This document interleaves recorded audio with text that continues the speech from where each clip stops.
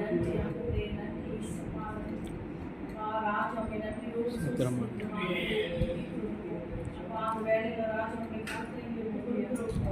இந்த நீதிமொழி 31 அதிகாரத்தில் ஆண்டவரே பெண்கள் எப்படியாய் நடக்க வேண்டும் என்று எங்களோடு பேசின தயவுக்காய் நன்றி செலுத்துகிறோம். இந்த வார்த்தை எப்பொழுதுமே மறக்காதபடி ஆண்டவரே உங்களுடைய கர்த்தவே இதயத்தில் நாங்கள் எழுதி வைக்கலாம். ஆண்டவரே எப்பொழுதுமே நாங்கள் மறக்காதபடி ஆண்டவரே அப்பா நாங்கள் கடந்து வர எங்களுக்கு உதவி செய்யும்படி ஜெபிக்கிறேன். ஆண்டவரே அப்பா உங்களுடைய கர்த்தர் ராஜ்யங்களுக்கு கொடுக்கிறோம்.